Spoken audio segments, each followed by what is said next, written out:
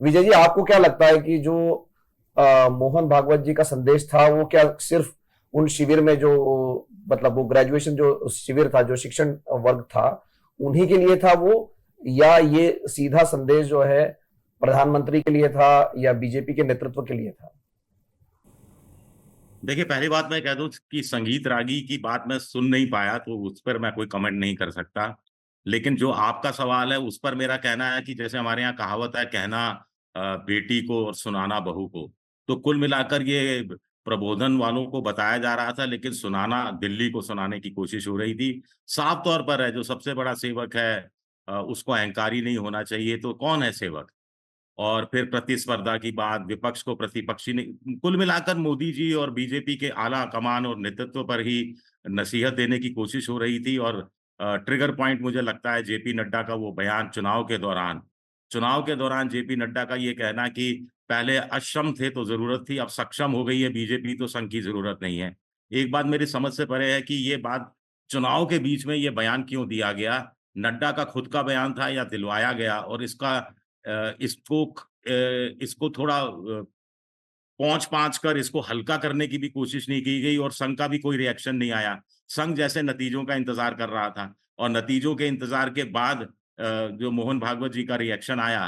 कुल मिलाकर देखिए, कुल कहानी तो यही है कि संघ और सरकार बीजेपी नेतृत्व के बीच सब कुछ ठीक नहीं चल रहा। पहली बात, पहले भी ठीक नहीं चलता था, लेकिन मीडिया के थ्रू एक दूसरे से बात नहीं होती थी। अब मीडिया के थ्रू एक दूसरे से बात हो रही है। जेपी नड्डा मीडिया के माध्यम से कह रहे हैं कि संघ की जरूरत नहीं, मोहन भागवत मीडिया के माध्यम से कह रहे हैं कि अहंकारी हो गए हैं, और अहंकार और सामाजिक विषमता और चुनाव में इस तरह की भाषा का इस्तेमाल, तमाम चीजों की वो बातें कर रहे हैं।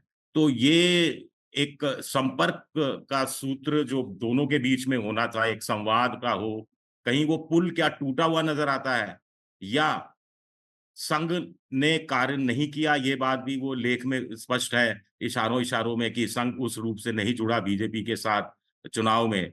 और उसका हर्ष ये हुआ, बीजेपी 303 से घटकर 240 पर आ गई, तो संघ इसलिए कह रहा है कि हमारे बिना अभी भी आपका काम नहीं चल सकता। क्या ये संदेश देने की कोशिश है? रागी जी, ये जो विजय जी ने उल्लेख किया जेपी नड्डा के बयान का, ये बयान आया 18 मई को। मतलब तब तक 4 चरणों का मतदान हो चुका था, आधा चुनाव, लगभग आधे से ज्यादा चुनाव हो चुका था। और मैं दर्शकों के लिए ये बयान पूरा पढ़ दे रहा हूं कि जो भारतीय जनता पार्टी के अध्यक्ष है जयप्रकाश नड्डा, उन्होंने इंडियन एक्सप्रेस को एक इंटरव्यू में ये कहा था कि पूर्व प्रधानमंत्री अटल बिहारी वाजपेयी के समय में और मौजूदा समय में काफी बदलाव आ चुका है। पहले उनका कहना यह था कि हम अक्षम नहीं थे, इतने सक्षम नहीं थे या अक्षम थे, लेकिन अब हम सक्षम हो चुके हैं और हम आगे बढ़ गए हैं, मतलब बीजेपी अपने आप को चलाती है। तो रागी जी, हम ये पहले से सुनते आए हैं कि आरएसएस हमेशा कहता है कि भाई बीजेपी और हमारा कोई संबंध नहीं है, मतलब एक बार बार ऑन द रिकॉर्ड यही बात की जाती है। लेकिन हम सब जानते हैं कि आरएसएस और बीजेपी कहीं ना कहीं साथ साथ चलते हैं, साथ साथ काम करते हैं। और जब ये भी बात कहा जाता है कि राजनीति में हमारा दखल नहीं है, तो मैं आपको ये याद दिला दूं कि जब अडवाणी जी मान नहीं रहे थे मोदी जी को प्रधानमंत्री का उम्मीदवार बनाने के लिए, तब भागवत जी को ही पत्र जारी करना पड़ा था और उनको एक तरह से इंटरवेंशन करना पड़ा था जब अडवाणी जी की नाराजगी को दूर करने के लिए।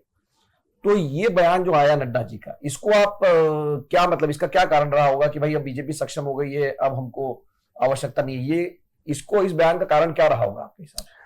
देखिए, आप इसे इस रूप में देखना चाहिए कि आपका घर का बेटा जब 25 साल से बड़ा हो जाता है तो बहुत सारे ऐसे फैसले लेने लगता है जो पिता को अच्छा नहीं लगता है, और स्वाभाविक है कि उसमें थोड़ा सा माने अप्रोच का भी अंतर होता है, दृष्टिकोण का अंतर होता है।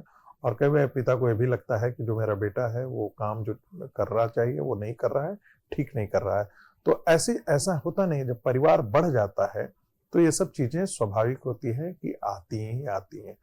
आपको मैं याद दिलाना चाहूंगा, इंडिया टुडे का ही एक कॉन्क्लेव था जिसमें माननीय कृष्ण गोपाल जी ने से ये सवाल पूछा गया था संघ और बीजेपी के संबंधों के बारे में।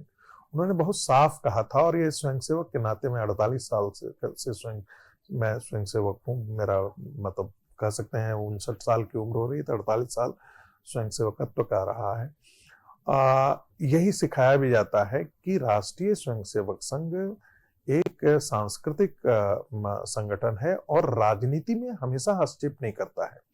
ये आज भी लागू है। और एक और बड़ी प्रचलित शब्द है राष्ट्रीय स्वयंसेवक संघ के अंदर, प्रोवर्ब आप कहेंगे, कहावत है, संघ कुछ नहीं करता है और स्वयंसेवक कुछ नहीं छोड़ता है। यानी कि संघ के स्वयंसेवक स्वतंत्र हैं। आपको याद होगा कि विज्ञान भवन में जो है वो मोहन भागवत जी ने कहा था कि हमारे लिए कोई दुश्मन नहीं है, कांग्रेस पार्टी भी हमारे लिए दुश्मन नहीं है। और ये बात वाकई ऐसा है। यदि कांग्रेस पार्टी कल जाकर के भारतीय जनता पार्टी की तरह ही हिंदुत्व के बारे में बात करना शुरू कर देगा तो हो सकता है स्वयंसेवक उसके प्रति भी सॉफ्ट हो। ये मोहन भागवत जी का बयान था।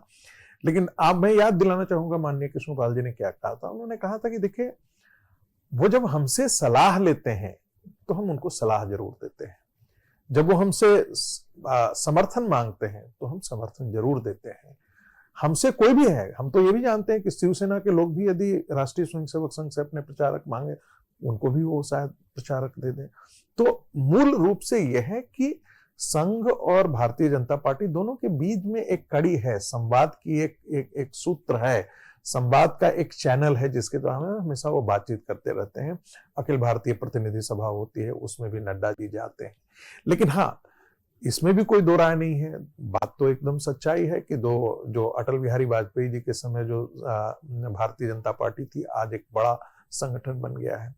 वैचारिक मुद्दों का सवाल है तो आज बहुत सारी ऐसी चीजें हैं जो राष्ट्रीय स्वयंसेवक संघ के वैचारिक अधिकार उनको भारतीय जनता पार्टी ने पूरा किया है। लेकिन महत्वपूर्ण प्रश्न जिसकी तरफ आपने ये इशारा किया है कि क्या इन दोनों के बीच में टकराव हो गया है या सेपरेशन ऐसा की स्थिति आई है, मुझे ऐसा नहीं लगता है। मैं ये मान करके चलता हूं कि कई बार ऐसे होते हैं।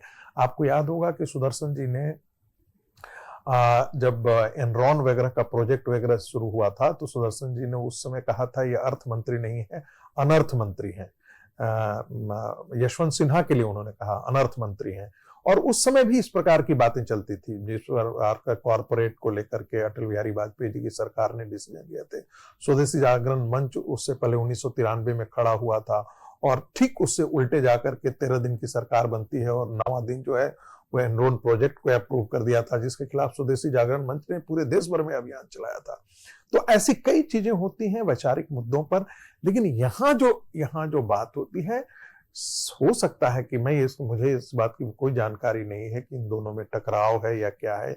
जितना आप अखबारों में पढ़ते हैं उतना ही मैंने भी अखबारों में पढ़ा है और उसी आधार पर मैं ये कह सकता हूं कि इनके बीच में एक संबंध की एक चैनल प्रक्रिया है। अखिल भारतीय जब प्रतिनिधि सभा की बैठक होती है तो जेपी नड्डा भी जाते हैं और संघ और भारतीय जनता पार्टी के बीच में समन्वय का कार्य करने के लिए माननीय अरुण जी ऑलरेडी संघ की तरफ से नियुक्त किए हैं। तो कभी भी हो सकती है, ये सब चीजें ये होती ही रहती हैं। बट हाँ, कभी कभी ये सब चीजें भी निकल करके आती रहती हैं, उस समय भी आती थी, आज भी है।